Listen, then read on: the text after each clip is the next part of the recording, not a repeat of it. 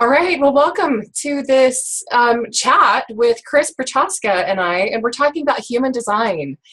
And I'm trying to remember, I was thinking about it this morning, Kris, how many years ago that I discovered my projector human design. And it's one of those moments where it was like, holy shit, my whole life makes sense. Yeah.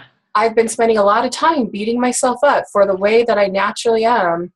And this is a gift. And when I learned how to use this, it changed. Like I could cry right now because even what was it this week, last week, we talk frequently, but to be reminded of, well, this is just the projector way. As a projector, like I run my business very differently from what most people who are in the limelight, these gurus that we study and we model after, very few of them are projectors.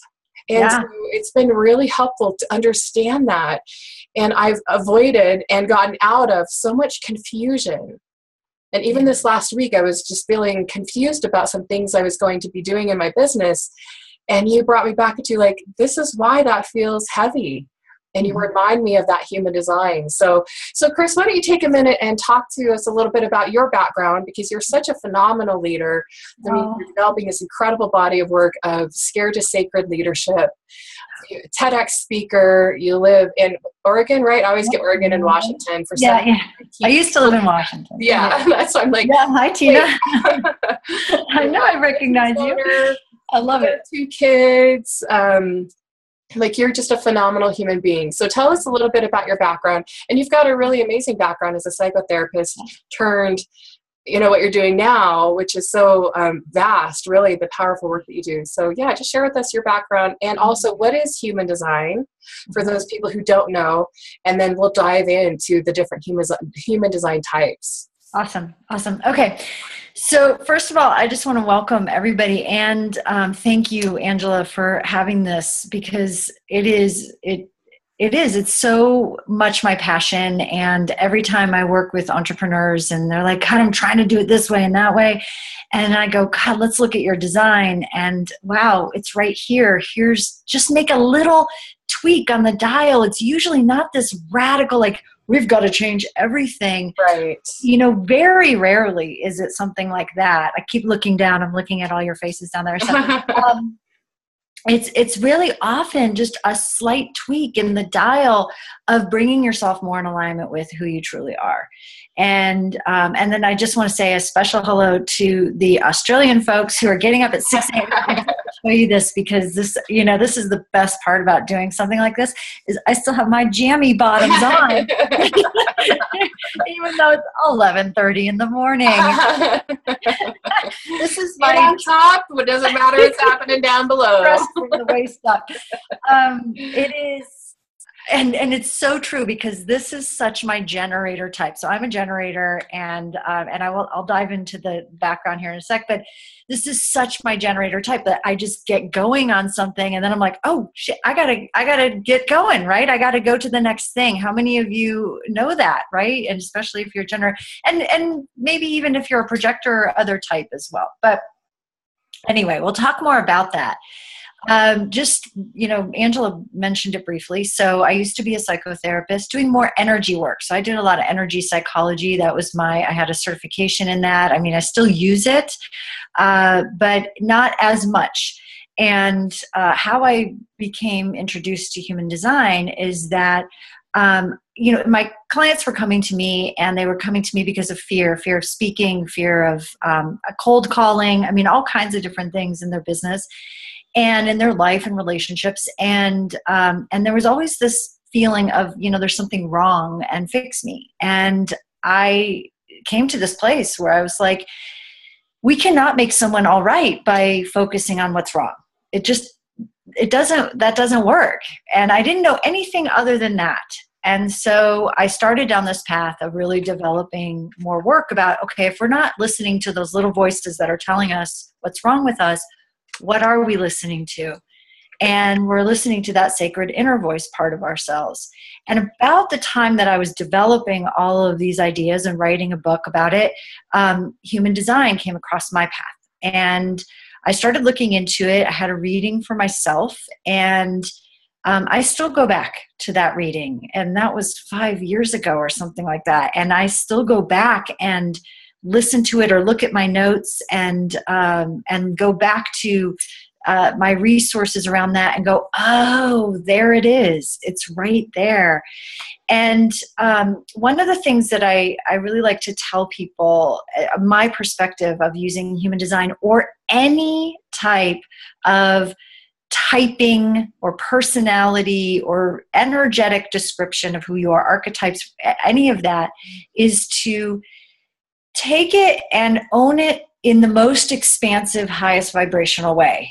If it becomes like, oh, well, that's just me and that's how I am and, F you, that's taking that's a lower vibrational way of looking at it, right? But if you can go, oh, that is how my tendency is to move, that's kind of how I'm, in this case, designed to work, then you have a choice there still. You can still express the low vibrational state of it, which are the challenges of your design, or the high vibrational state, which is the genius of your design. And that's how I explain it. And so when human design came across my path, it gave me an avenue for showing people specifically what's right about them.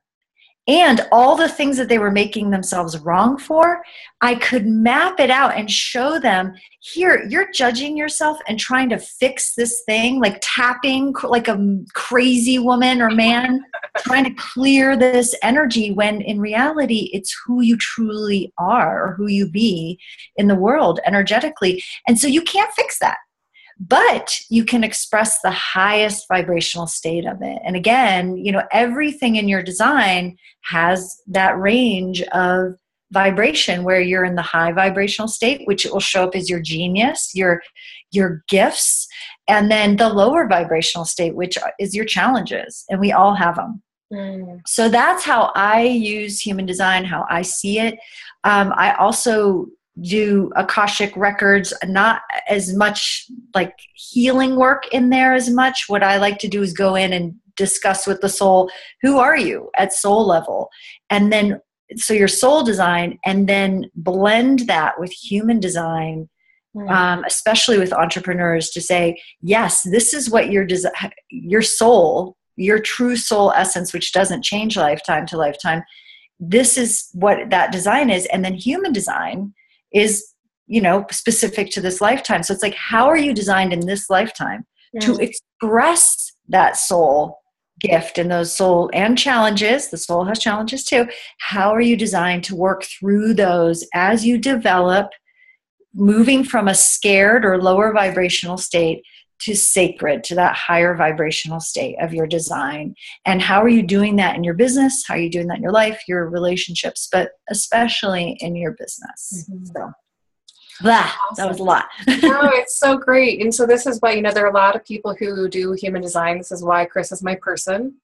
She gets it. And I love the fact, it's just like marketing archetypes, soul message archetypes, like two systems that I fully believe in. But the second you box yourself into, well, this is just who I am, then it creates a no choice universe. And this whole universe is governed by free will and choice. And so when you have no choice, you feel trapped. And how many of you rebel when you start feeling trapped? I do. Yeah. Okay. It's not really working. So this is really a guidepost. But here's what happens is when people discover this about themselves, or maybe you're, this is not discovery, but you're wanting to do a deeper dive into what you already know. It will make so much sense. And I love that this is a tool to get you out of self-judgment and see, this is who you be. This is your gift and contribution. Yeah. And there's a shadow side of it. And when it's fully expressed, how it can work for you. So that's the exciting part of the conversation. Exactly. I just want to say one more thing about the work that you do, Angela, is that with the archetypes and the, like the Truth Guide and Guru Star, all of those as well, the branding archetypes and the other one. What's the other? Soul message. Thank you. God, I always get them. I know. It's a lot of archetypes. It's a lot of, I know it's good. But they're so good. And every time we have a discussion, they align so beautifully. So the human design, soul design, and then these archetypes all go to, it's just these all, I see it like this, like a whole bunch of puzzle pieces.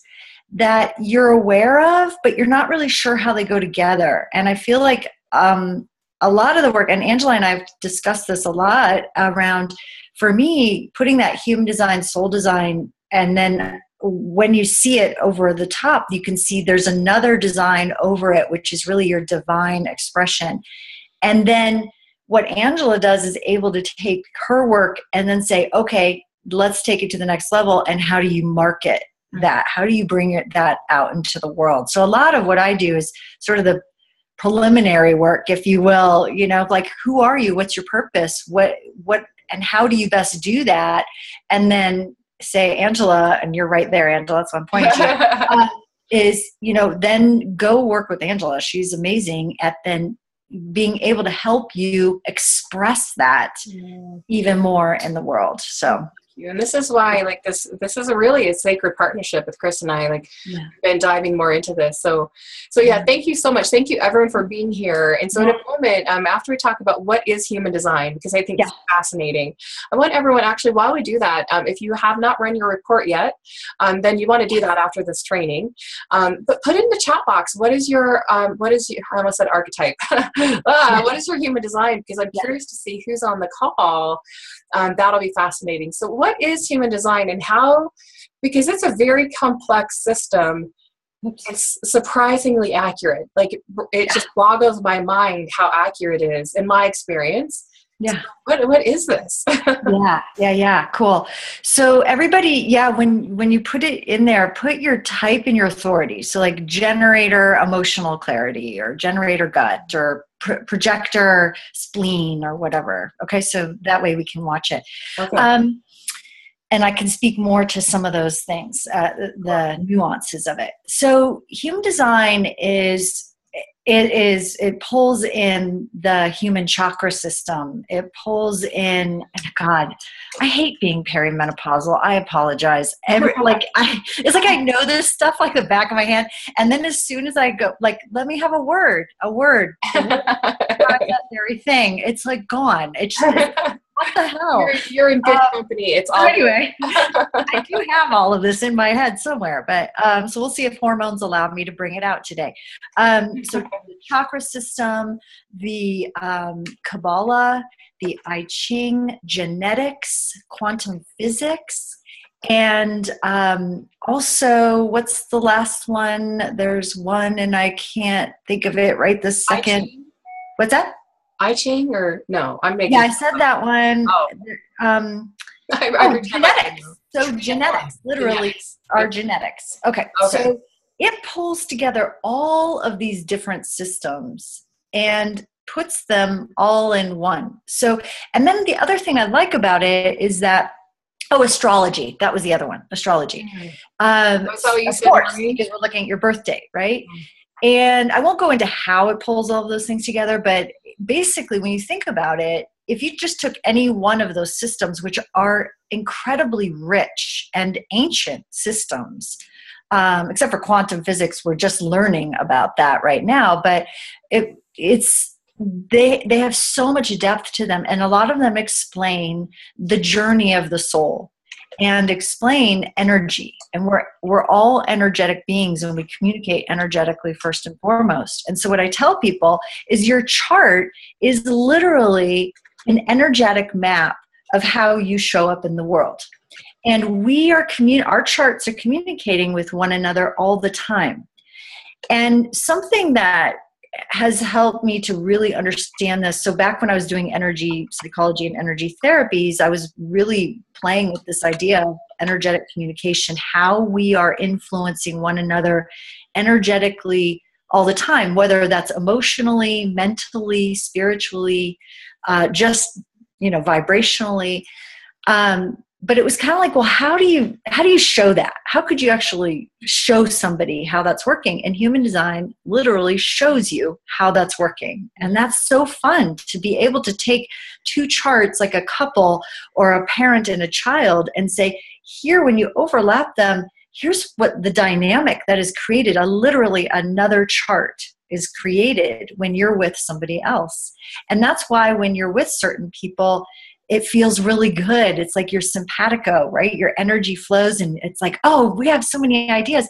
And then there's other people you meet and you're like, why that? I don't know what it is about that person, but I do not like them. They just, ugh. And here's again, like just bringing in a piece of the sacred leadership is that understanding that our mind wants to make up a story about why we perceive things the way we do instead of just allowing the perception to be there. That's where we get in trouble. Right? So we perceive somebody and we're like, I don't know what it is. We just don't jive with that person. We'll try to we'll find evidence for why they are a schmuck or why we don't like them or why, and that must be because of, oh, did you hear about so, right? How many of you have done that where you just created this whole story about why you didn't jive with that person instead of just going, energetically, we just don't match. We literally push each other's energetic buttons. And part of the reason I share that is to help you to understand that when you know that, you can allow yourself to be who you are and just allow other people to be who they are. And you can choose whether or not you want to hang with them or not. And when you're in business, this becomes very prevalent because you're out networking or whatever, or somebody will say, hey, I really want to work with you or do this, or you go to hire somebody maybe, and you're like, God, they seem like the expert, but I just don't jive with them. Well, I'll hire them anyway. If they don't jive with you, walk the fuck away. Walk away. Trust that, right? Yeah, that's the motto of today's ideas. You have my permission and emphatic permission to do that. And it just really, really helps. Like, or if a client comes and you're like, this doesn't feel like a great fit, but you're going, oh God, I need money or whatever. You got to trust your design in that way. And it really gives you so much more clarity on the big global level of who am I, what am I here, and how can I best share that. But also the day-to-day interactions with people, from hiring people to collaborating with people to taking on new clients or customers or starting a marketing campaign. I mean, all of these different ways, even speaking. So cool. Yeah. Well, let's talk about the core 5 types. I'm fascinated. Christine is a reflector, and it's funny. Tammy and I just put right after each other. She's the second reflector I've ever known of, and she's the first person I know personally, which is very rare. Yes. So, and I know that, and I love that you have kind of these code names for each one because I think it makes more sense. Yes. So let's make sure that we talk about those. So wherever you want to start. Okay. We have a pretty good mix in the group. I think so. I'm looking, what I'm doing right now is I have some affirmations for each type that I created it's sort of like if you think about the type is, it's kind of like how your energy just generally shows up. And it also has a little bit to do with your role, if you will, in the human experience. So I think of if probably, I'm guessing many of you are familiar with Abraham, right? And Esther Hicks. And they talk about the leading edge of creation, right? And I picture it literally like this leading edge, like there's this really cool unfolding that's happening right there at the edge. And I think of manifestors as being right there at the leading edge of creation. They're like the ones who don't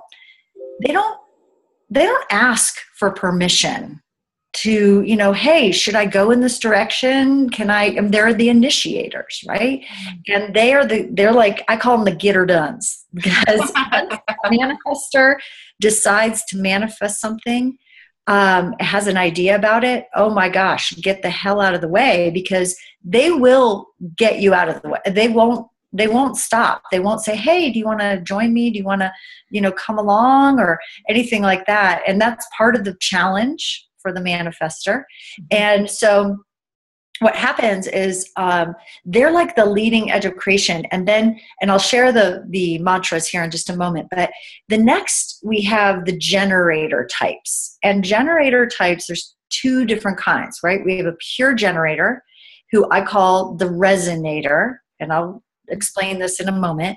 And then the manifesting generator, which I call the racehorse. And the manifesting generator is a blend of manifestor and generator, right? Kind of makes sense with the name. And then we have the projectors. And the projectors are, I call them the observers. And again, we'll talk about why I say that. And then the reflectors as the mirror. And so going back to that leading edge of creation, if I were to, just take that story or metaphor out, it's like the manifestor is literally I see them almost like on a horse just going, right? They're moving at that leading edge of creation. And the generator types, both pure and manifesting generator, with our sacral energy, we give the energy to that movement. We are literally the engine that moves creation. Okay, we're the workhorses. We're the ones rowing the boat, right? The manifestor's off, clearing the way. We're fueling the manifestor and their projects. Now, you're probably sitting here going, well, how am I supposed to apply this to business? Hang tight. We'll get to that. And then the projectors are standing there going, a little to the left, manifestor, a little to the left. Because they're standing with this higher perspective, being able to, they're the guides, right? A guiding light, almost like lighthouses out in the universe, shining stars in the universe that say, yeah, oh, you're going that way? Yeah, just a little to the left and take a right at that planet and you'll be there, okay? So they're the conductors and the guides, right, that are guiding the rest of us. And then the reflector is the one, sort of like a canary in the coal mine, that says, are we even the right universe, people? Because this isn't feeling healthy. This isn't, they're like the ones who really reflect back to us all of the depth of our beauty and our amazing gifts and the pain that we carry. And so when they're in a healthy environment, both in their home and in the town and in the community they're in, they will tend to be healthier. They need a lot of space, and then they're like the ones that reflect back to us and say, hey, we're on the right track, or we are way the heck off. And does that make sense to everybody? I'd love to hear how that lands. Does anybody have any questions about that, or any thoughts? Or I know it's very big overview. And like for those of you on video, I can see you. If you raise your hand, I'll unmute you. For those of you on phone, I know there's a way you can raise your hand. I'm not very helpful about telling you how to do that. So I'm sure how about we just your phone or something. So how about we just do this? How many of you who we can see your video, that makes sense. You just, kind of raise it. Yeah, it's making sense to you. Okay. And if it's not, raise your hand. It's just like not resonating. Okay. It's so. Again, the one thing I have to say about human design that I love, and it makes it challenging, is that we can talk about things sort of in broad strokes. However, everybody is so unique, and that's what I love about it. We have somebody who's a reflector 5/1. I'm a generator 5/1. I just did a reading with a woman a few nights ago who's also everything. If you look at the bottom of that chart where it says like your type, your authority, your strategy, your profile, all of that, we're exactly the same. But if you look at the physical chart, completely different. We only share one center, the sacral center. Mm-hmm. And that's why it's hard to actually, in some ways, it's fun to talk about in a general way, but there are so many caveats that there are certain things that you're going to go, oh yeah, that totally makes sense. And others you're like, I don't know, that doesn't resonate for me, because your design is so unique. It's so different. And even I've found with twins, they can be different. And the reason I have found that is because I look at their soul design, and twins don't necessarily have the same soul design, right? They're going to express something a little bit different, even if their chart looks the same. That's been my experience. Somebody else who does design readings might have a different idea about that. But anyway, okay. So, well, let's maybe talk about like some marketing examples, because I think that will help people see that, because, you know, and even just, you know, the clarity that we discussed about the next program that I'm launching, it's like, it makes so much sense, and there's so much ease around it, and it's really honoring my projector. Like I am the observer. So those of you who know me, when she said, oh, the projector is the observer, like I was like, oh yeah, I forgot the code word for observer. Like, that's exactly what I do. Yeah. And so like my approach to create a 3-day event is I'm first going to observe the energy, and then I get into the room and I do some more observation, and I'm totally willing to change the complete like schedule of the event based on the energy that's there. Yes. But before, I would try to make this very detailed schedule of like second by second, play by play, and this is what we're going to do. And then I'm like, but this feels really weird because I don't know what's going to happen. And I'd have the team go, what do you mean you don't know what's going to happen? It's your event. I'm like, but I won't know until I get there. Right. So try marketing something that you don't really know what it's going to be until you are in process. Yes. There's a way to do it. There's a way to do that. So that's just one example. But let's maybe good go one of, you know, each of the, like just how your general kind of marketing style, like things to consider for each of the types. Is that? Right. Yeah. So let's start with projector, because I think and just follow up with what you're saying. So you're also a spleen person.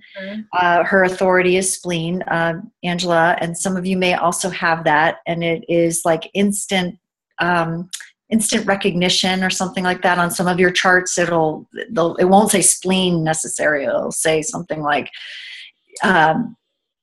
I can't remember the word, how it says it, because it's not on my chart, but it's like instantaneous recognition or something. So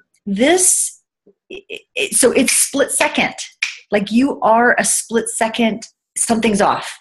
And moving a projector is not just passively observing. There become a channel and allow energy to flow through you, and then you're moving that energy and guiding the energy. So what I mean by that is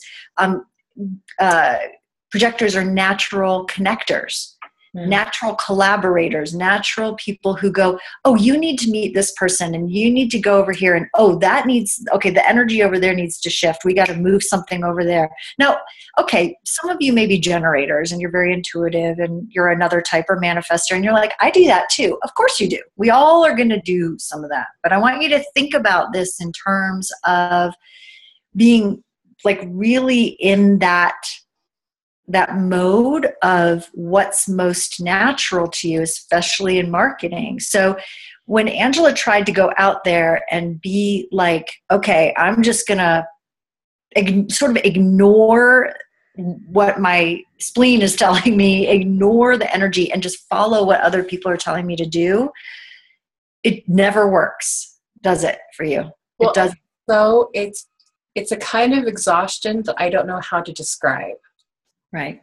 Like a mental, emotional, spiritual, physical exhaustion that I don't know how I got through. Hi, Adese.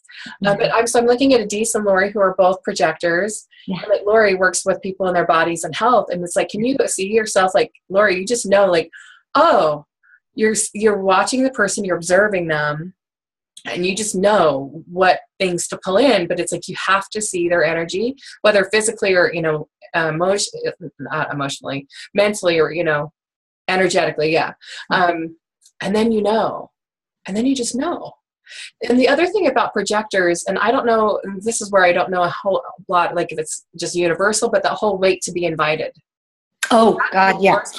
Let's Right. talk about that, because that is freaking huge. Yes. You're waiting to be invited and you are marketing your business. Yeah, I know, right? It goes completely counter. It goes completely counter to what everybody tells you to do, right? Around, well, you got to go out there and be seen and everything. So you still are going to be seen.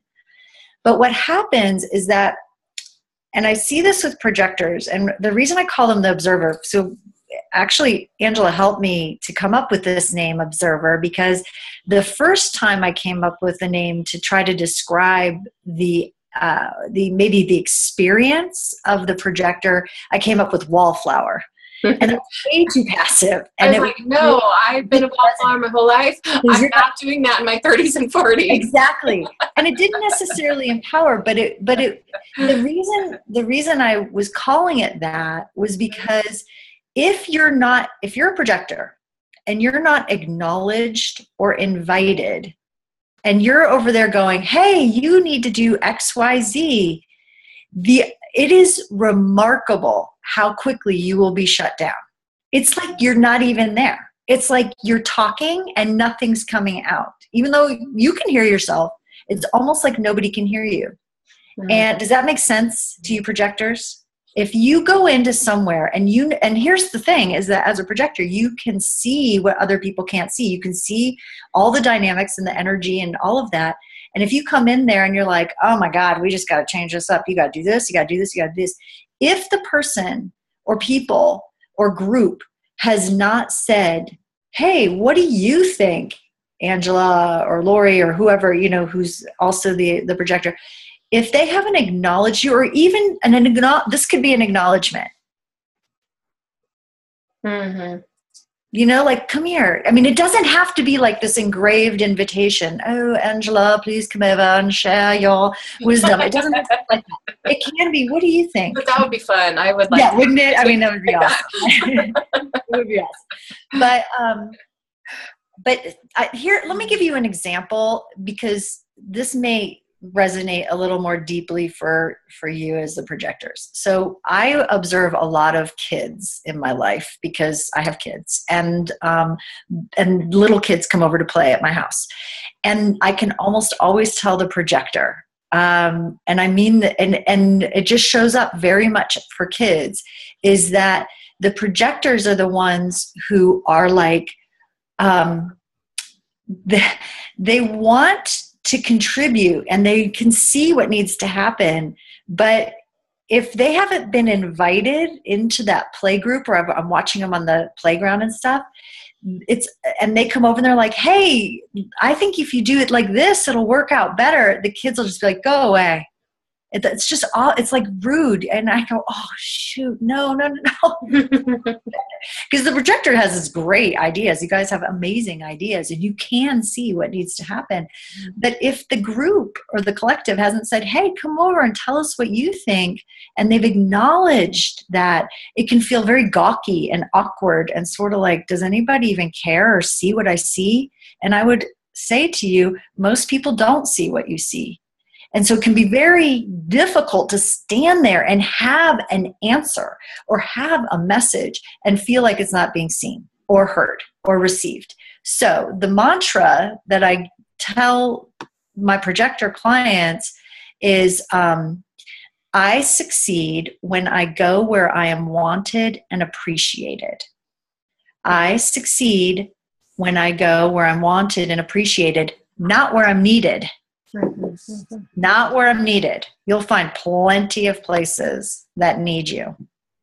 But if you're always going towards what people need, what will happen is that you will often find yourself talking to air, and it can feel very frustrating. Yeah. So what I tell my projector folks is you need to be that lighthouse. And a lighthouse, remember that analogy I said earlier, you're like the lighthouse in the universe. A lighthouse does not run up and down the beach going, I'm over here, I'm over here, I'm over here, right? It doesn't do that. A lighthouse stands. It stands and radiates its light.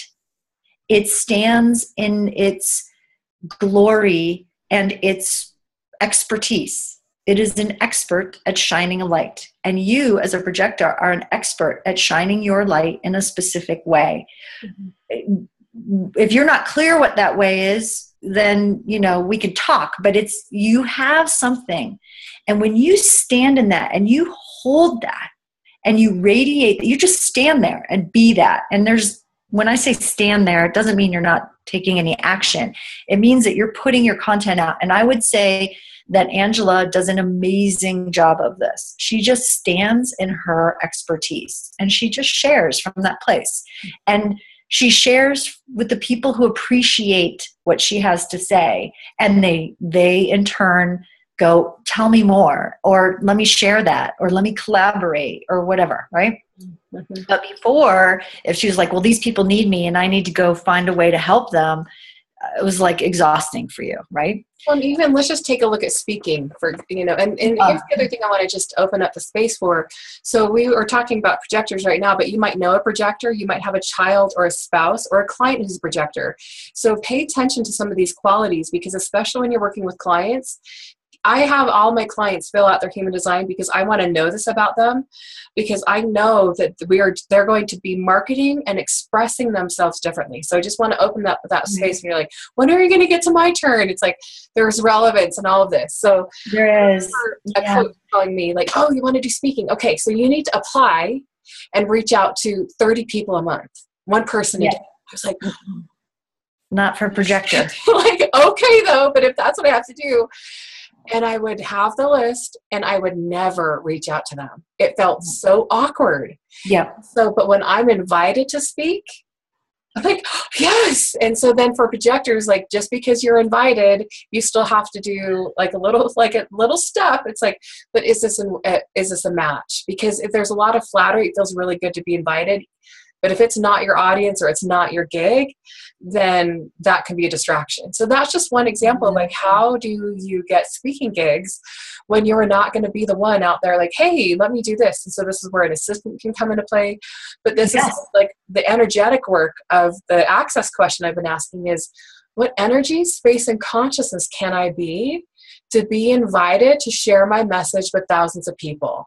That's what I've been asking for the last few months. And for those of you who are on my email list, you got some I shared some great news today and I'm invited to be on a podcast, and a show host on this online radio show. Those were both invitations. I did not seek those out. And exactly. It's like, this feels so much better than trying to figure out how to speak with Liz Gilbert. Yes. So it's just going to be different. Exactly. And I've coached some projectors around their speaking and have said exactly that. It's like, wait, stand in your expertise. You're going to share, you radiate, you share your message, but it's coming from a place of, I know where I stand and this is who I am. And I'm going to be that. I'm going to make those connections. And it's also about asking the people who love you and like you to share you, to connect you. Like, if they're already loving you and they appreciate you, then they're gonna be happy to say, can you give me a letter of recommendation? Can you open the door for me? And people who know and love you will do that. They will do that. So that's another way that you can do it. Cool. For sure. Well, there's some great, conversation about projectors in here. So you guys, projectors, like you get this. And did any other projectors, did you struggle with building your business in this other way before you, Melinda's like, pick me. Yes. Adise, I know, we've had conversations, Lori, this makes a lot of sense. So. Those, when you're invited or people reach out to you, you're closing, you're 80%. That's, totally different, isn't it? Than when you're the one who's, reaching out and trying to direct it. And I don't know why this is. I'm not sure. I know there's something about the way the projector energy moves and reaches in and connects with people. I'm not exactly sure why this phenomenon is, but what I do know is that every time I've coached somebody to wait to be invited And God, that can be painful, right? It can be really, really challenging and painful. There's other things in your design that we can look at to say, what is the strength that you need to share in the world? How can you shine that? What are other ways, if you're a writer, a speaker, whatever the thing is that you're doing? So yeah, there are ways to do it for sure. But I want to make sure I cover some of the other. yes, I know. So yes. let me jump into forward. Yeah, I know. There's so much we could talk about projector for the rest of the afternoon and still never touch on everything. So let's talk about manifestor really quick. So, okay, let me say one thing. Projectors are about 20% of the population. So about a fifth of the population. The majority of my clients are generator types and projectors. Manifestors are about 9% of the population. So still a pretty small percentage of the population. But I have a couple of manifestor clients. And this is the mantra, success mantra for you and your type if you're a manifestor. I can get more done with greater joy and ease when I enroll others in my vision first. Say it again. I can get more done with greater joy and ease when I enroll others in my vision first. Because the manifestor, I tell people, and I say this with the utmost love and respect, is that true manifestors, they love people. They are people, and they don't give a shit about people. It's just the truth. They're like, I don't care what you think. I'm going here. I'm doing it. Get out of my way. And I don't want to hear no for an answer. And so it's what happens is that it looks like they don't care about people. And I say, in a way, they don't. It's not that they don't care about humanity and other people. It's that they don't care what is in their way or who's in their way. And if you are in their way, they'll be like, get out of my way. Mm-hmm. And if you're married to someone like that, it can be really, really challenging. And so I've had to coach some of my clients around, like, your husband is not a jerk. He just, in this moment, is doing his manifestor thing. And the way that he can be most successful is to enroll his wife or his kids or his business partners in, hey, this is the idea I'm going with. I'm moving in this direction. Because here's the thing, manifestors hate to hear no. And they hear no from a very young age because they're the ones who are like climbing the drapes and walking out the front door and walking down the street to the 7-Eleven when they're 3 years old and getting a slushie and paying for it and walking back. I mean, seriously, like, I'm being a little bit cheeky, but they're that type of kid.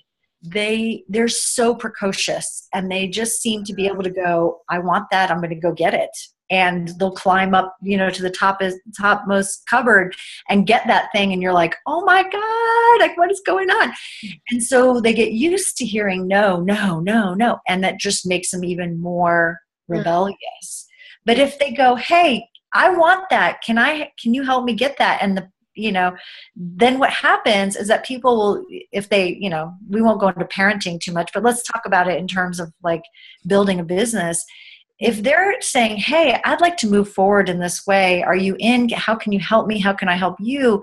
Then what happens is that they don't have to redo things, and they don't piss people off. And they're able to mobilize people and get stuff done without having to deal with the personality stuff. So it's like finding a way to negotiate that. So I don't know how many manifestors we have in here. Is there anybody who's a manifestor? I'm trying not to read and talk at the same time because that just makes the hormones like even more crazy. But with the manifesting generators, if you're a manifestor, there's a big long chat here.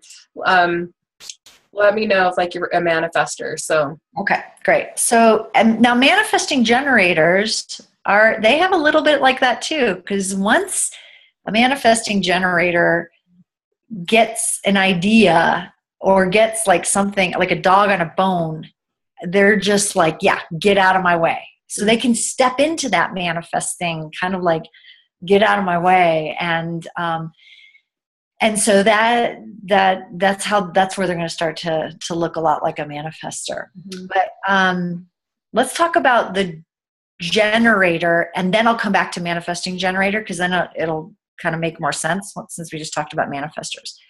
Okay, so the generator, I call it the resonator. Mm-hmm. And I'll read the mantra, and then I'll talk about why I call it the resonator. The mantra is, I succeed when I wait and notice what resonates with me first before jumping in.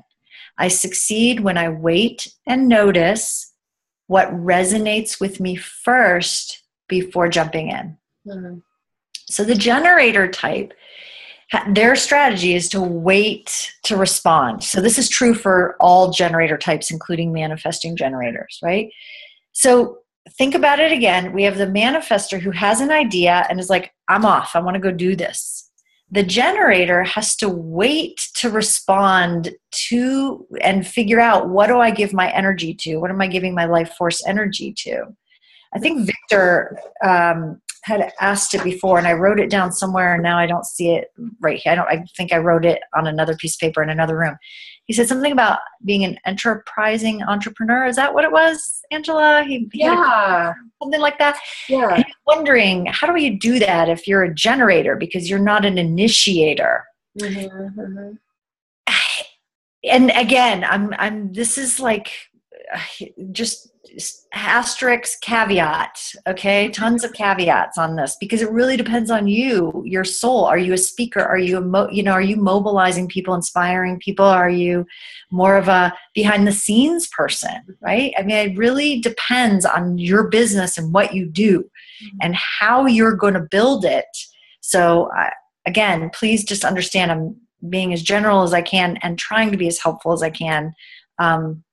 In a realm that is so unique and individual that I just have to honor that as well. Okay, so generator types, what happens is that we're inspired by what's coming towards us from outside of us, and we're responding to it. So it's not necessarily that we don't come up with ideas and create new ways of doing things and innovate. It's more that what we're doing is taking the energy that's coming towards us and saying, oh, I could do something like this with this, and then sharing it in that way, if that makes sense. Mm-hmm. It's in response to what's coming to us. So most of my inspiration that comes to me is like, I'm experiencing my life and I'm having a response to it, and then it calls something forth from me, and I work on it, and I write. I'm a writer and a speaker, and so I'm working and writing with that, and then I'm like, oh, I'm a storyteller, so, and that's in my design, so then I'm gonna share it in that way. That's my unique way of doing that, and taking what I took in, that information, processed it, and now I'm putting it back out in the world and pushing it, giving it energy in the world, fueling it, if you will. Yeah. Okay. Does that make sense? Yeah. Well, I want to just pause for a second, because Julie, hi, Kris. Kris is a generator. So like, Julie's a client of mine. And so I learned this early on with her, is like, here are some options, sleep on it, and then see what feels good. Because when, it can be that like really exciting, like, oh my gosh, here's a plan. Yes, it's so exciting. But then the next day it's like, oh, that doesn't feel so exciting anymore. What's wrong with me? I just can't seem to get motivated by anything. Okay, so that would be, is she an emotional authority? I don't know. Okay. Julie, what's your emotional authority? What's your authority? Because I think that's again, see, this is where it's like there's this, and then there's this, but this, you got to take into consideration all of these other. She said it's emotional, so she's going to feel it. Is that? Well, she's going to feel it, but okay, so we'll divert for a second, because everybody who's an emotional authority, you're 51% of the population. So you feel everything. And it's like a wave. And so if you're at the high point of the wave, so let's use this example. So Angela, you're like, what about this? And it's Julie, right? You said Julie? Okay. And Julie goes, oh my God, that's so exciting. She's at the top of the wave, which is like, I call it lust. Like it's, oh my God, it's so exciting. It's awesome. It's the best thing ever. It's so cool. This is incredible. I'm going to do this. Is going to make everything work. And then the wave, because it's a wave, is going to do its wave thing, and it's going to go down. And then there's a bottom of the wave, and the bottom of the wave is like, this sucks. I suck. What am I thinking? I can't do this. Or it's more fear, or it's going to be like, I better do it or else I'll miss out. Right? So what happens is that if you're making a decision from the top of the wave or the bottom of the wave, then you're going to get stuck. You're going up and down, up and down, up and down. Emotional clarity comes at the, if you look at it like a sine wave, right? This level, sorry, I'll try to get closer. So top of the wave, bottom of the wave, and then there's neutral, like a level neutral place. That's neither the top nor the bottom. There's a neutral zone where you have absolute clarity. There's no high or low attached to it. It's like, oh, I know what I need to do. And it just, there's a sense of space, and it can be so like split second, right? And you go, oh, this is what I need to do. And then you take action right from that place, because if you don't, guess what happens? The wave keeps going. The wave is never going to stop. The wave never stops. You're defined that way. You're going to experience everything that way. So what happens is that if you don't start to take action when you have that clarity, you'll just go back up and down, up and down, up and down, up and down. How many of you are emotional people and you know what I'm talking about? Emotional being, you have that defined. Yeah. And so what you got to do is take action when you have that clarity at neutral. And then you'll have the next decision to make, and the next decision, right? I mean, we're always faced with decisions that way. So that's what's happening, Angela, in that situation. That's really helpful. So, and with emotional people, I always say, you need to give yourself at least 24 hours for the really big decisions, because you have to let the emotional wave kind of move through you and experience like, yeah, everything's awesome. This is going to save me and everything. It's going to be great. Or, oh my God, this sucks. Everything sucks. It's not. I suck. You got to allow yourself to experience the full range, because then you'll know, oh, wait a minute. Hold on. That was that. No, what I really know is this, right? The cool thing about emotional clarity is that because you have that experience, when you're really clear, you're clear, right? It may take you a little longer to get clear, but when you're clear, you're crystal clear.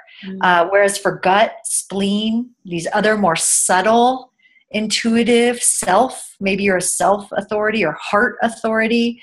I mean, they're more subtle, and it can take a little bit more. I also teach people that you can look to the other centers in your design, if you're an emotional person, to help you anchor. There's lots of different ways to help you discern what's going on, whether you're coming from lust, not love, lust, or fear. Okay? I would say love is neutral, and love being that agape, like pure universal love that just feels like, I know what I need to do. Yeah. Hopefully that helps. Yeah. So the thing about generator types is that because we're responding to things, and it's step by step by step, there'll be times when we are, crossing, let's say, a river, to like, here we are, and we want to build a business over here, and we're going step by step, and everything seems to be going fine. And then we're halfway through the river, and we're like, why am I in this river? What? How did I get here? How did I get here? And it's just so confusing, because it's like, why am I even in this freaking river? Yeah. And so what happens is we'll plateau. Mm. And when you hit a plateau as a generator, this is when most generators quit. And this is when you gotta like just kind of wait. You gotta wait to respond to the next thing, and that will come. The next inspiration, the next piece of information that will remind you of the river that you're in and why the hell you're crossing this one and what you're all about. Sometimes it's like that, and so it can be very scary. And I know that I've done that so many times, like, you know, serial starter, which of course is also in my design. So I have to really watch that as well. So as a generator, it's like, okay, I'm trusting my gut. I'm a gut authority. So I'm trusting my gut and going step by step. And then I'm halfway through the river and I'm like, okay, there's nothing here yet, you know, and it will always come. There will always be something for you to respond to. But if you're not aware of it and you're judging it, and this is where a lot of, you know, access stuff and asking yourself questions and possibilities and all of that can come in, because if you get really attached to the journey and the way it looks and how it feels, regardless of your authority, regardless of your, you know, the way you're expressing it, what happens is that you can lose your way really fast. And the other thing about generators is that we're all about action. We're like Action Jackson, right? We're rowing the boat. We're like, just give me a job to do. I'll just do it. You know, like, you know, we can go and go and go and go and go. And we're on our 10th wind and the projector's laid out flat and the manifestor's like, I need a break. And the reflector's like, I'm already out of here, you know?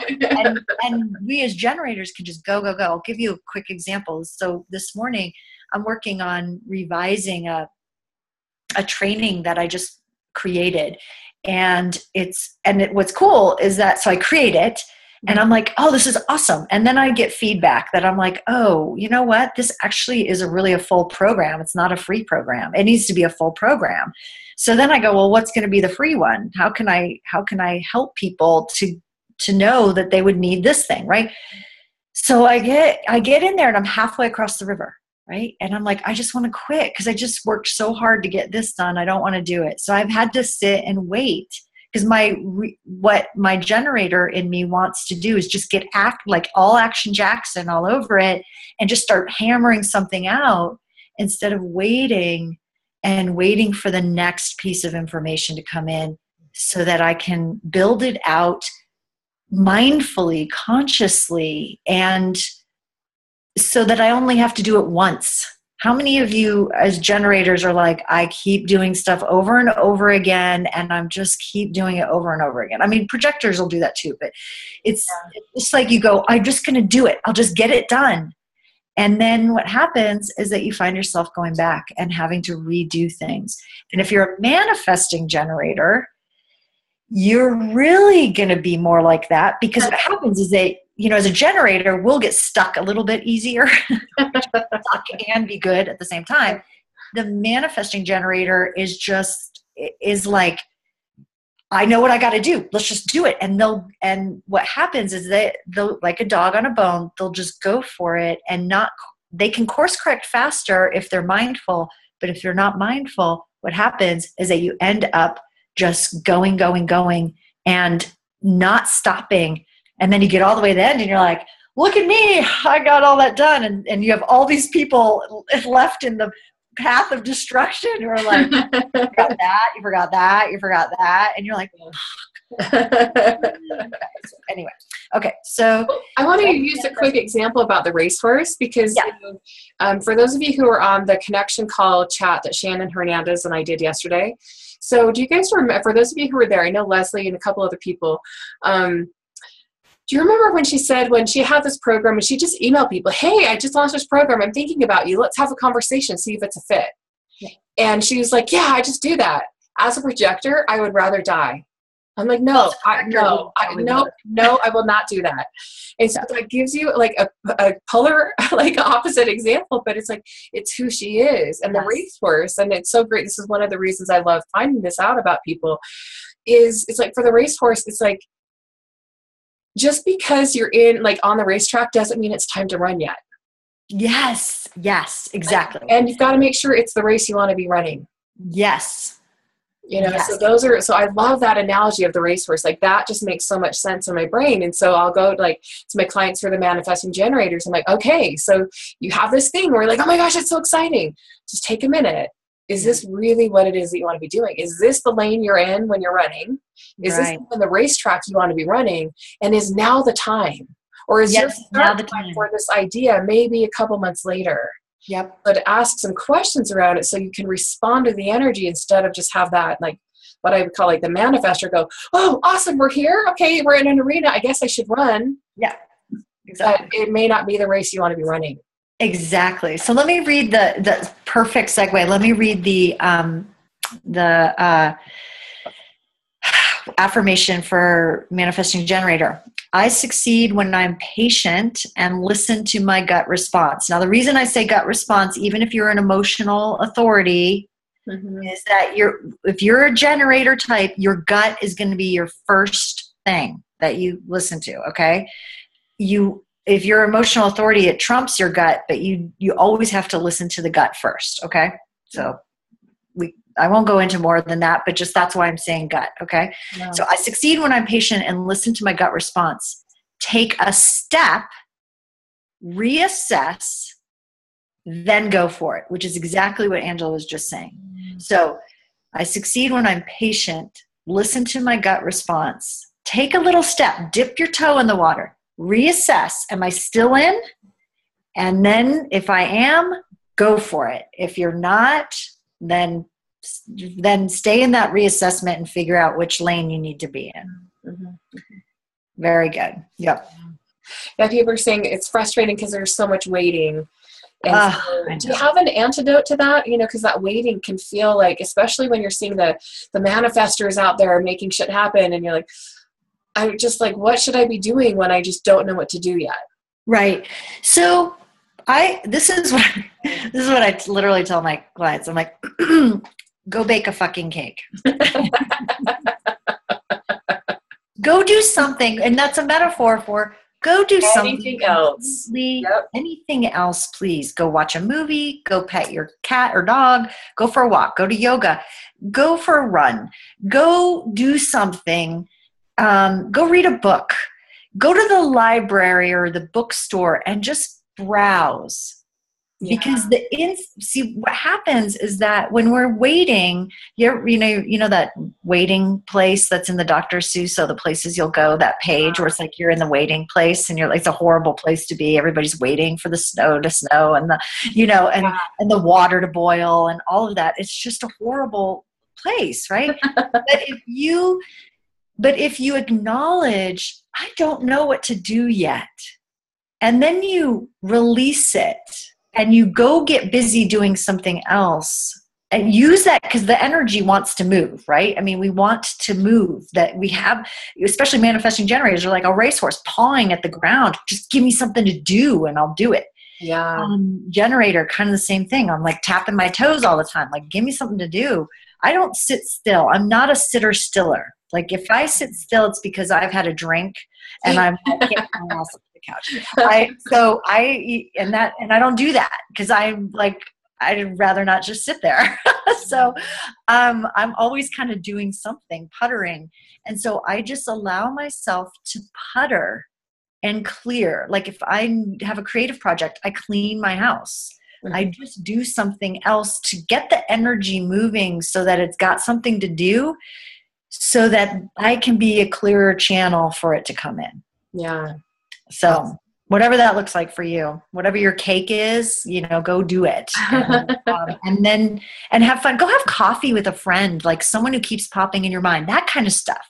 Mm-hmm. And then you'll find it's like someone will ask you a question, or you'll see a billboard or something will happen. You're like, oh my God, there it is.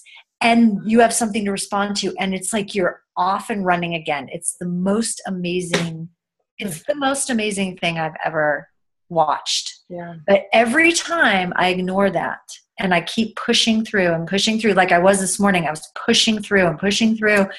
And I literally got so depleted this morning where I just laid my head on the desk and I just wanted to cry because I was like, what is going on? I feel so stuck. And I realized, and I just pulled back and I realized it's because my generator type is wanting to push and act and just go, go, go and get it done. And that is not the answer right now. The answer is to wait. And I did. And I just kind of started lightly touching it. I just lightly played and revised things. And then suddenly it was like, boom, the idea came in, changed it. It took 5 minutes. And now I'm like, that's freaking brilliant. I'm so excited. And so that's what I mean by waiting. It's just allowing the space. It will always come. It can't not come. It can't not come. That's the way we're designed. Yeah, because people are asking in the chat, like, okay, when I'm in that waiting, it feels like I'm flaky. It feels like it's when I doubt myself. It's when the fear comes. Yes. So this is where you can use some of the access tools. Ask questions. Yep. Like, you know, when it feels heavy, just like, wow, what if I really just trusted that the universe has my back? Yeah. What if I trusted that the next brilliant thing is right there and I'm in the perfect place to receive it, and I'll know what it is. Yeah. And I think when you trust that process and know that it's just part of your creation process, like everything is on its way, then you can enjoy the waiting periods, you know, because how many of us like have been trained, like you're a workhorse, you just get shit done. Totally. And it's like, well, what if part of the waiting is to actually enjoy my life? And to go bake a cake or go have a hobby or sit out in the sunshine. And that is how you're creating. Yes. That's how you're manifesting or actualizing, is by waiting and enjoying your life. Like, that's pretty cool. It is. See the gift in it instead of, oh crap, you know, I'm going to be full of doubt and then try to start all over again. So just ask some questions around that, knowing that this is a flow. And I know we have a couple questions on the different emotional authorities. That's why I made this at least 90 minutes, because I knew we wouldn't be able to get it in an hour. So if you go, this is going to be posted on both of our blogs. Yeah. Let's talk about reflector and then the other emotional authorities. Does that work? Yeah, let's do that. So she's not on the line anymore, but she wants to get the recording, which is perfect. Knowing her, I'm like, oh my gosh, this makes so much sense now. Yes, yes. So the mirror or the reflector are about 1% of the population. 1%. When I think about that, and I have a reflector client who I worked with. I just did some readings and work with her, coaching with her recently. I'm in awe, really, honestly. When I'm to be in the presence of a reflector is like nothing else, and because their beingness, when you're with them, they literally reflect back to you who you really are. And when we did her soul design, her soul design is, her primary is divine love. And this is what she brings to the world. And so the thing about reflectors is that for her, creating, and she's a speaker, loves to be out there speaking. What we had to do is come up with some strategies for her specifically around how to have clear boundaries, energetic boundaries, because the reflector sort of samples through their aura, samples the aura of everybody else around them. So the reflector, in case you're kind of wondering, is they have gates, but they have no channels, and so they have nothing. Their chart is pretty much white. So they have gates, and they'll have like those little half gates, red and black, but all their centers are white. And so they're taking in the energy from all other people all around them and the environment, and sampling that energy and running it through those through those centers and amplifying that energy. And if they're not aware of that and really taking care of themselves and having clear boundaries around themselves, what can happen is they'll just get really depleted and overwhelmed and feel like, just like, oh my God, they're going in a bazillion different directions. And so, and we can, depending on what your design looks like, you could probably feel like that too. I only have 3 out of the 9 centers defined. And so the rest of them are all white, and I can feel like that. And so I can only imagine what she feels like. She described to me recently that she feels, because she knows her design now as a reflector, and we talked about that, she feels so much more grounded and comforted in knowing this and being able to now work in a way that allows her to keep her very clear boundaries, but bring her message to the world, and how to do that as a reflector that looks very different than, say, a projector or manifestor or even a generator type. And the reason I'm being a little bit more vague with this one as a reflector is it's so there are more subtleties because of those gates and channels that I would just really want to say their thing is all about how are they protecting their energy, and they need to have a lot of alone time. And so she's going to have to create a business that allows her to be in the world speaking and then create that alone time as well. So that's what we were working on with her. Mm-hmm. And the mantra for reflector is, I succeed when I have clear boundaries. I succeed when I have clear boundaries. And it seems very simple, but not necessarily that easy to do. Yeah. Depending on where you live and, you know, who with whom you live and the kind of work that you're doing. So, yeah.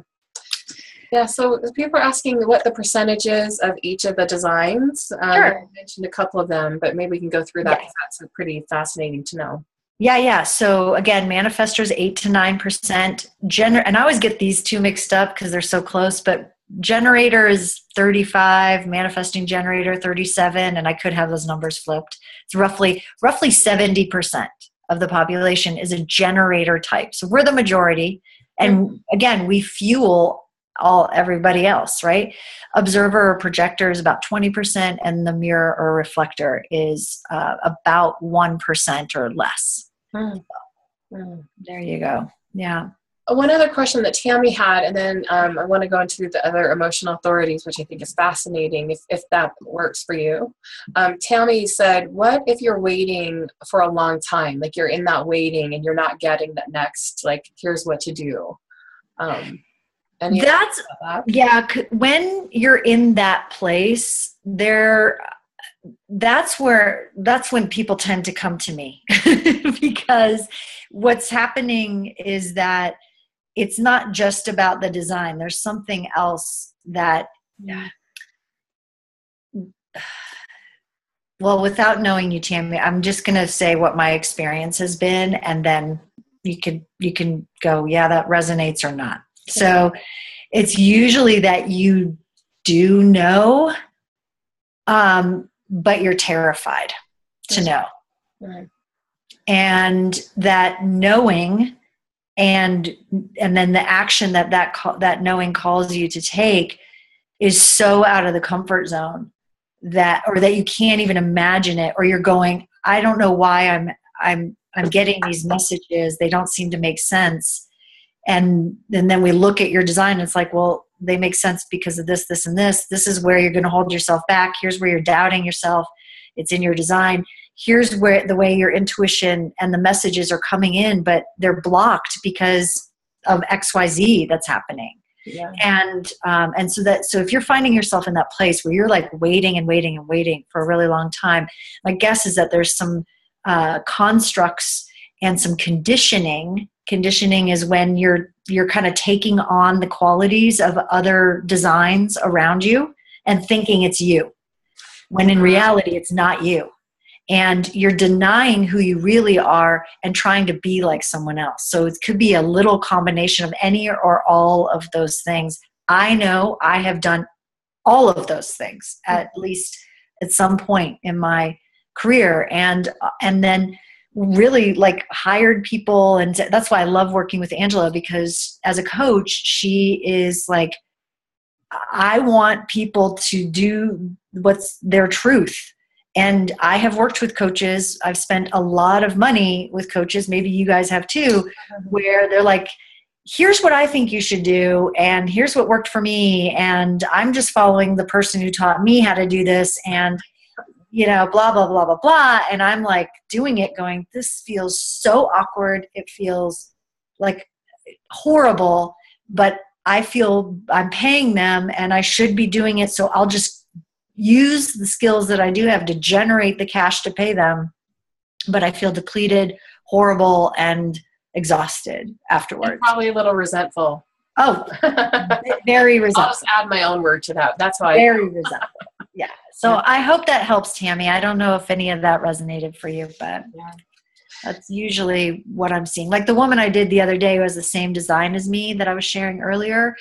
I mean, she's been ebbing and flowing for 20 years as a generator, waiting. And in that 2 hours that we worked together, I mean, at the end, I've never had this happen, but she was like sobbing with relief. And it was so, I was so humbled by that, because I was like, oh my God, I know what it's like to be in that place. And God bless her that she had waited, back and forth and all that for that long. So anyway, it's possible to get the clarity no matter how long you've been waiting. Yeah. So you talked about the emotional authority, which is how cute these two are. I know. You guys are adorable. We're sort of newlyweds. What, a year in August? I'm asking. You guys, yeah. That's right. September, yeah. Cutie patooties. Yes, I love them. So you talked about the emotional authority at 51%. Yeah. So let's go through the others. You guys have some really great questions around marketing with the different types. So we can, I think that would be a great subject to wrap up on. If you have any other questions, put it in the chat group and we'll do our best to get to them. Before we actually move on, what is your website, Kris? How do people contact you? Oh, sure. It's why I go to her for all this, because it's so complex.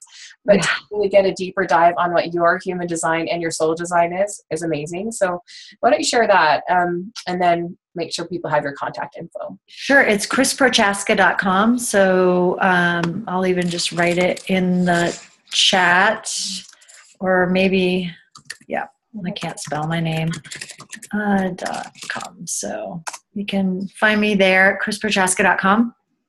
And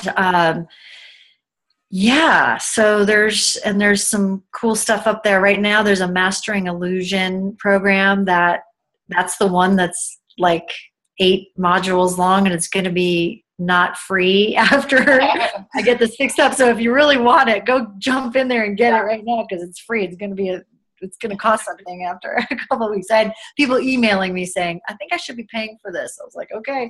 So there's the true generator, right? Let me just get something together and put it out there. Okay, so you had questions. Yeah, so we've got the emotional authority. We talked about that. So some people said that one was psychic, the gut authority, and and the Danny says authority is emotional, feeling, clarity, and patience. Is it normal to have so many? So wherever you want to go, we've got a couple of directions we can go there. Yeah, so there's like 6 different authorities, so there's a lot there. I'm trying to decide whether or not that would actually... Yeah, whatever you feel like is going to be the contribution. Yeah, so I'll give you the quick and dirty Cliff Notes version of them, because I think there's so much, right? There's so much I could talk about it. This could take another 3 hours to do this. Yeah, and I want to really honor your time and everything too. So, okay. So G authority is the self authority, and that is the yellow. If you have the yellow diamond in the center of your chest, that's where that's coming from. If you may have that and have a different authority, that's okay. But that G authority is self authority. And it is, I'm assuming that's what Michelle is asking. What is G authority? If you're actually asking about gut authority, that's totally different. That comes from the sacral. Oh. So G authority, G authority is self-center. So this is going to be a sensation of, does it resonate with who you are and who you know yourself to be? It's very much in the chest area. And it's like, if you think about like a flower opening, like it's like it feels expansive and opening to you, or shuts you down. Mm-hmm. That would be how you would start to tell that's what your authority is. Now, it's very subtle, Michelle, and whoever else has that. And so it can be, can take a little while to understand that. And without seeing your design, I don't know what else you could use in your design to help you with that, but that's what that one is. My guess is you're a manifestor or projector. Projector, yeah, if you have that authority. So, yeah, so it's the self. It's what you know to be true. Now, if you're a heart authority, that is, I think it's called manifesting through something like the words that they use on the charts are kind of funny. And because I don't have that many people who have a heart authority, it's like willful manifesting. That's what heart authority is. So if you have a heart authority, it's going to say like willful manifesting. And that is you follow what you want. You go for what you want. And you manifest by following what your desires are and following your heart, literally. If you're a spleen person, Angela is a spleen person. It's going to be like spontaneous recognition, I believe, is the terminology on those charts. And that is, the spleen is if you've ever read Malcolm Gladwell's Blink, have you read that yet, Angela? I haven't. Okay, Malcolm Gladwell's Blink. I always tell my spleen people to read that book because it really describes how he has no idea that this is true, but it really describes how the spleen person sees the world. You can detect when something is a 1/16 of an inch off. I mean, it is so subtle. It's so completely subtle. And you may not even know, and it's so fast and it doesn't come again. It's like something's off. I don't know what's off. It's just off. It's not right. And so you got it, or this is right. I need to go in this direction. I don't know why. I have no idea. There's no logic to it whatsoever. It's very primal because it's a spleen center. It's survival. And it's just like being able to detect, like you can detect if something is a fake like that, right? And that's what he talks about in that book, Blink. Art historians being able to look at a statue and be able to tell if it's a fake or not. And because of just the energy of it being slightly off. That's what I call this. So I always say, read that book if you're a spleen person, because it'll really make sense. You'll go, oh my God, that's what I do. And then I talked about gut. Oh no, I didn't. So gut is the sacral center, and it has a voice, and it sounds like this, or It's very primal also. And you'll feel it. It's like something draws you forth. And the gut is telling you, yes, I have energy for this, and it will feed me in as well. Not only will I put energy out there, but I will receive something back when I put my sacral energy, when I give my life force energy to this person, to this project, to this idea, it will feed me in return. If your gut is like, then it's probably not going to feed you. It's probably going to be something that depletes you. The hard part about gut is that when we have all this sacral energy, we want to give it, and we want to, give it to people and to projects. And it can be really hard to say no sometimes, especially when we're really competent, and have all this energy and everything. And then the last one, and this is where the reflectors are going to have this. And yes, it is normal, Danny. Emotional feeling, clarity, patience. Yours is emotional clarity. It's just giving you all these different descriptors of, it's about your feeling. You have to be patient. Remember I said you got to give yourself some time to, go through the wave. So yeah, that's normal. It's all one. Oh, thank you, Aretha. Aren't these great earrings? Yes. It's all of those things. Okay.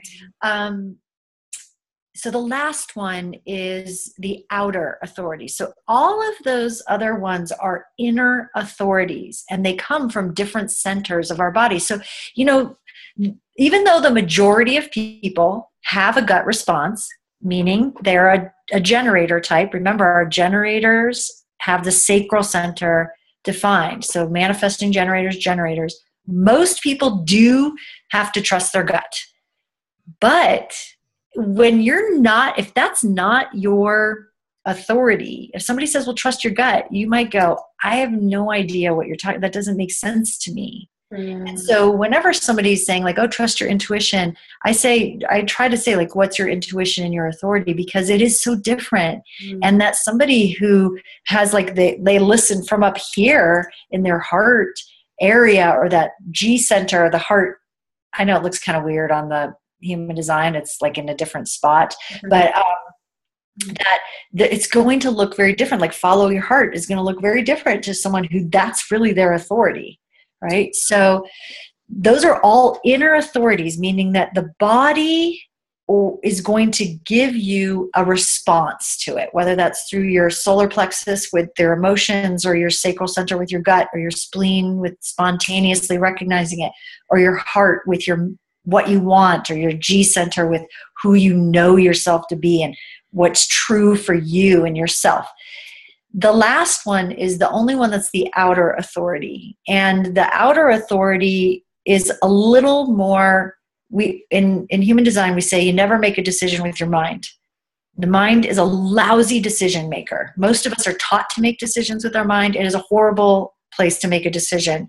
It can only be in the past or the future, and never in the present moment. It doesn't give you the same information. So the mind is good at making calculations, doing math, following a map, and asking yourself questions to gain clarity. Like access consciousness questions is great at coming up with those questions to ask to get more clarity. So that the last one is the outer authority, and it's a 29-day process. Can you imagine? So all reflectors have this, and some projectors have this. And this is where you have to make a decision over time based on the cycle of the moon, activating all the gates in the channel throughout your entire chart. And you're asking questions, and you're gathering information, and you're weeding out. It's like you might have, here's my option, and you're going through and just talking to people and having conversations and reading and researching. And it takes, a few weeks to gather all that information. And in a world where we are expected to make a decision like that,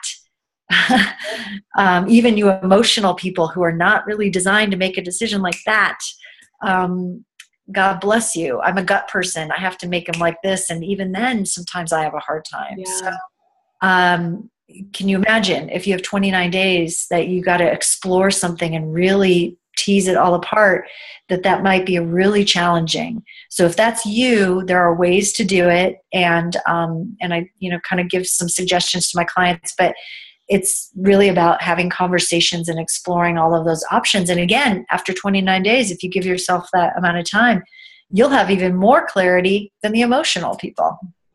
Well, what's fascinating is, when we're taught in sales, that if we can't get, this is how I was taught, thank goodness I don't do this anymore.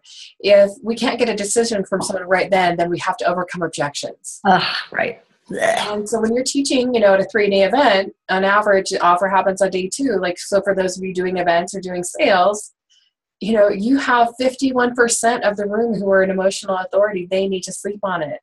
Yes. And so push people into a sale, because that's what you're supposed to do, then really take a look at actually there are people who are wired that they do need to sleep on it. And some people need a couple weeks. So it's interesting, the reflector, she said she'll listen to the rest of the recording. So she is looking at sponsorships at events, and she's doing speaking. And so I know that our process when we were having, she's speaking at Ignite, it wasn't this overnight thing. And for some reason, I just knew, I was like, oh, I'll honor whatever she says. And if it takes her a few weeks, it takes a few weeks. And that's how long it took. And I wasn't worried about it. But now that I know she's a reflector, I'm like, oh, that makes perfect sense. And so I trusted the energy, but the old me would have thought she's not making a decision, or I'm doing a bad job as a salesperson because they're not making a decision. Right. So and mindful with sales and marketing. Yeah. And I have been really mindful with that too. And I have to tell you, that whole thing of, well, you got to get someone's credit card right away and all that stuff. And because I know this stuff, I cannot do that. I can't do, if a person's a gut person, usually when somebody gets on a phone call with me, like we're having a free call and it's a session where they're asking me questions and stuff and finding out what does it look like to work with me. Yep. The gut people already know. The spleen people already know. They know. and so then it's a conversation of like, you already know, we know, we already know, we're already having a party, right? And so they will buy right away. And then the emotional people, I always tell them, don't make a decision right now. Go sleep on it. Here it is. And does that give me a little bit of the heavy of a jibbies? Yeah, sure. There's a little bit of like, oh my God, well, whatever could happen. But I trust that if I am to truly honor my clients, if I'm to truly live in honoring what I teach them, why would I fucking force someone to make a decision just so I could turn around and tell them that's not how they're designed to be? But I got your money, so we're good to go. It's so stupid, right? It's like ridiculous. So has it made it, longer sales funnels, like where I might have somebody who I follow up with a week later, 2 weeks later, who's more of an emotional person who's really working through that? Yeah. But I look at it and I'm like, if I can't honor who that person is in their process and teach them about their process along the way, then then I should not be doing this, right? It's just, it comes to that point. And that whatever people are telling you about sales around that when you get clear about that and you're clear about your message and what you're doing, those right people, those emotional people will follow you and they'll look at your stuff and they'll know whether they jive with you. I mean, Well, and here's a tip too for those of us who are the spleen and gut people. Yeah. So when you're married to someone who's not, oh God, they are not willing to make a decision. Or when you're working with clients, because I am that person. I just know, and I know very quickly, and I know what it looked like. I just know. And so I had found myself frustrated when people needed more time, thinking that I was doing a bad job. Like if I was really a good coach or if I was really a great consultant, then blah, blah, blah. When it's like, oh, they just need more time. Yes. And when I learned this about my husband, I was like, oh, it's just, you are not capable of making a decision quickly. You are really not capable of it. So I know for him, like when we have conversations, I'm like, well, here's what I think. And I know that you'll let me know within about a week or so. Yeah. Exactly. Now I can just like, oh, awesome. Instead of like, oh my gosh, like what's going on? Yeah. It made our marriage amazing. And that was a session, like we did a couple sessions with Kris. Huge ahas, just like, it was incredible. So it's coaching. Like this is really helpful, not only your own authority, but how are you supporting clients? And instead of taking it from this guru model, like, oh, it means X, Y, Z. It's like, what if it's just honoring who they are and how they move energy and how they create? Yes. We have to do it that way. We have to. My kids are so different. My husband is so different. And I'm the only one in the family, in this little, foursome, who doesn't have their emotion center defined. So I'm a gut person, pure gut. The rest of them are generator types, but they all have emotion. Oh my God, talk about living in an emotional, like, soup pot every day. It's like, oh my God. And I'm just like, let's click through this. Come on, people, and they're like, but I'm feeling, and I'm like, ah. But it's really got me way more, I have much more empathy and more ability to tolerate strong emotions and be with strong emotions. It's easy for me to do with my clients because there's a distance, but when it's your family, it can feel very overwhelming.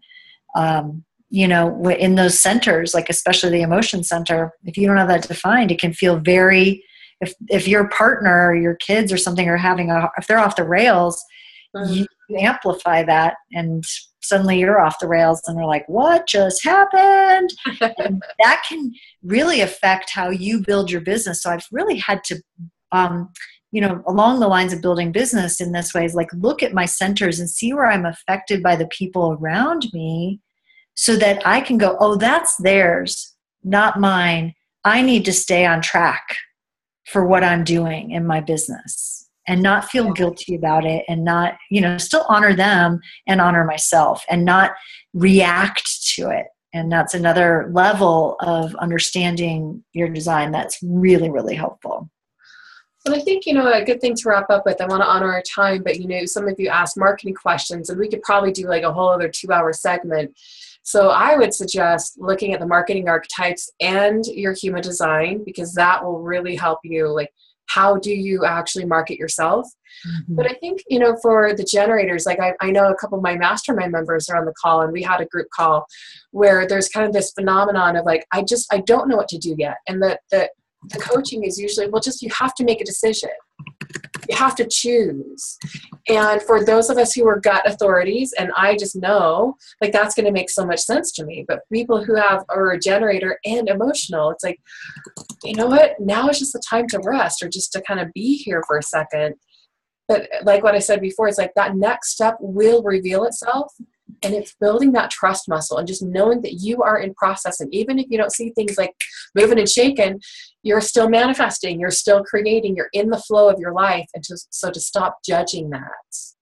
I think that self-judgment is really going to be the thing that is key for every type, is to stop judging yourself and others for not operating the way you do, because you've been told like, well, that's just the right way to do it. So I would say, that would be kind of my final tip. Again, just in the, honor and sake of time. But any other suggestions you have around marketing in general for the different types, Kris? No. My brain, literally, it was like blank. I was like, you just know, you instantly know, so that's good. My gut was like, no. Yeah. Awesome. Yeah. No, but I think it's at this level now, it's like, really honoring. It's like taking some of what you learned today. Mm-hmm. If you're already exploring your design, awesome. Continue to do that. If you have more questions you want to know in depth, let's talk about it. But it's truly, truly honoring the way you do it and allowing your design to support you. One of the things that I do is work with the soul of your business, like dialoguing with your soul and the soul of your business. And the soul of your business will always ask you to work in a way that's in alignment with your design. It will never ask you to do something that's completely out of alignment with your design. Yeah. And I think that that's so beautiful. And so when you start to understand, projector and manifesting generator, generator types, even reflector, and you start to understand that energetically, see what happens is that we all have an energetic resonance. I call it an energetic harmonic resonance. And it's the same thing that we can recognize someone who's in spirit, right? If you're a medium or you kind of can communicate with people in spirit, everybody has that energetic resonant harmonics that is recognizable to others. It's how we recognize each other. You meet somebody and you're like, I don't know how I know you, but I know you. I just don't know how I know you, right? And so we recognize one another that way. The more you're in alignment with your design, your soul design, your human design, and your archetypes and your marketing that way, the more you're literally contributing to the whole and doing what you came here to do. But your ideal people recognize that resonance and they go, there you are. Oh, awesome. And it makes it so much easier to partner with people, to not get in that like compare and despair game and all of that. Because you're like, I know what my track is. Yeah. And I know what my song is, and I'm going to play that song, and I'm going to be that song everywhere I go. And some people will like it and some people won't. And it just takes all of that fear and judgment out. And the pressure. And the pressure. Yeah, exactly. Exactly. Well, beautiful. Thank you so much for joining us. It was so great to see some new faces and old faces. Thank you for being part of the conversation. So, just watch online. I have really great people like this that we're just breaking the rules of there's no opt-in, there's no sales pitch. We want to give value and create a dialogue around this alignment piece. And this is really an alignment piece for truth guides who are marketing themselves in alignment and building their business in alignment. So KrisProchaska.com, connect with her there. Thanks for joining us, everybody, and have a wonderful rest of your day. Bye, everyone. Bye, everyone. Thanks a lot. Mm-hmm.